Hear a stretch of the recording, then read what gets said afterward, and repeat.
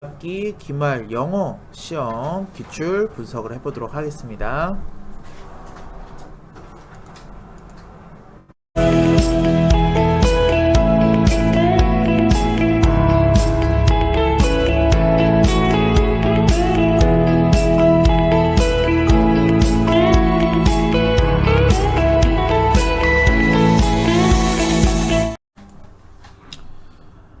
네, 임명여고 1학년 학생들 오후에 시험 잘 봤네요.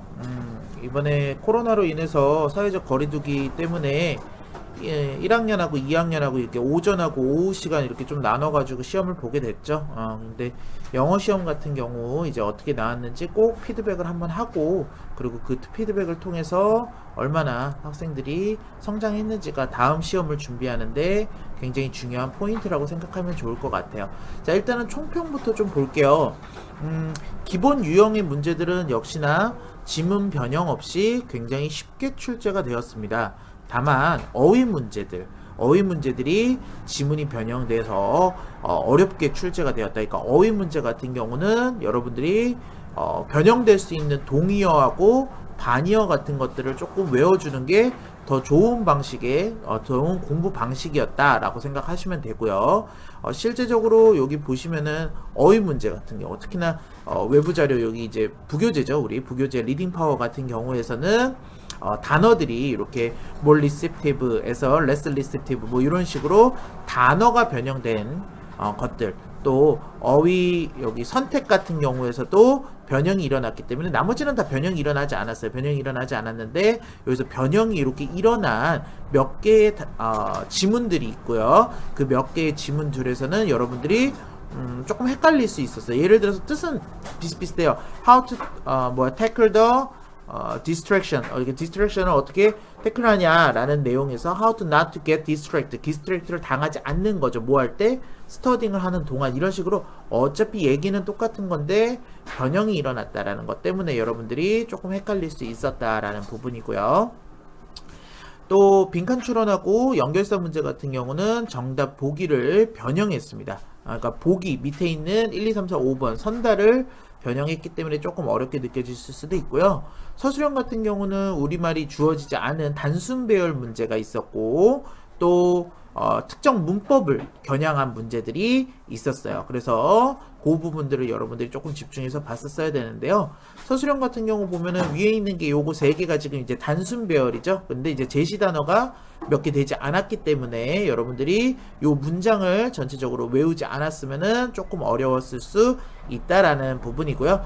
근데 요 부분들은 솔직히 말하면은 문제가 나올 수밖에 없었어요. 예를 들어서 이거 같은 경우는 이제 투투가 나왔으니까 기본적으로 이제 어법 공부를 하고 구문 공부를 했을 때 이 부분을 공부를 했었어야 되고요. 밑에 있는 것도 마찬가지 responsible of 아이들인데 뭐야 it to 가죠. 진주어로 해가지고 이것이 전체적인 내용이 글의 주제하고 연결되는 내용이니까 꼭 알아줬어야 되고요.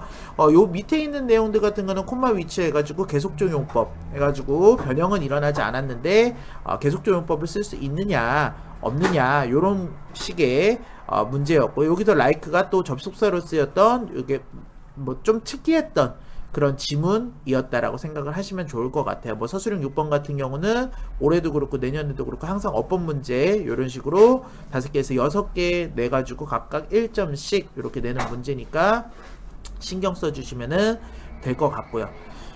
그래서 이제 여러분들이 공부할 때 어떻게 공부를 하는 게 더 좋냐, 특히나 이번 방학 때 어떤 식으로 겨울방학을 지내야지 2학년 공부를 할 수 있느냐.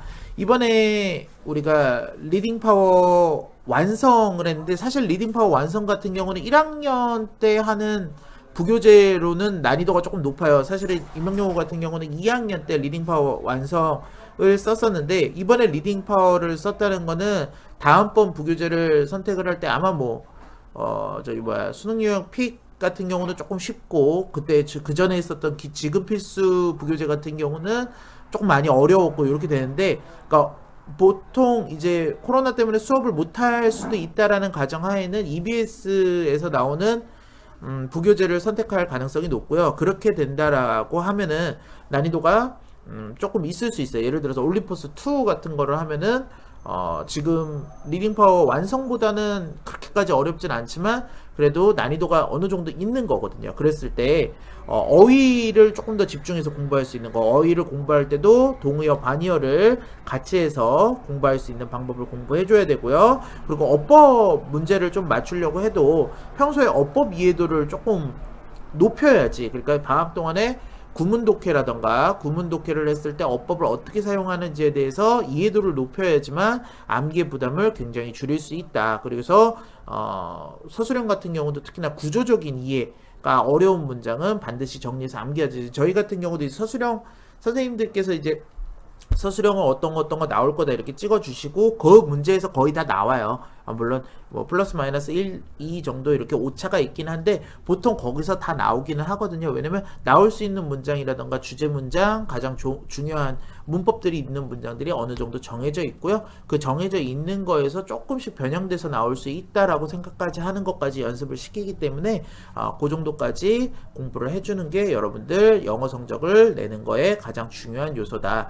2학년 때는 암기만 해서는 점수가 나오지 않을 수도 있어요. 물론 어저께 이제 임용여고 우리 문과 전교 1등 학생하고 인터뷰를 했을 때 전교 1등 학생 같은 경우는 영어는 거의 다 자기가 별로 안 좋아하는 과목이어서 다 암기를 했다 뭐 이런 식으로 인터뷰를 하기는 했는데 기본적으로 그 친구 같은 경우는 뭐 하루에 정말로 18시간 거의 자는 시간 빼고는 자기가 공부를 했다라고 얘기하는 친구니까 그 친구 같은 경우는 공부량이 많으니까 그렇게 할 수 있었던 거고 기본적인 우리 평범한 그리고 우리 2등급 1등급을 노리는 학생들이라면은 기본적인 어법 구조에 대한 구분 독해 저희 같은 경우 이제 특강으로 매 방학마다 여는데 그런 것들을 수강을 해가지고 여러분들이 잘 이렇게 영어 문법적인 이해를 높일 수 있고 그래서 암기의 부담을 조금 낮출 수 있도록 많이 노력을 해주셔야 됩니다. 시험 같은 경우는 보시면 알겠지만 상 문제가 2개밖에 없어요. 그래서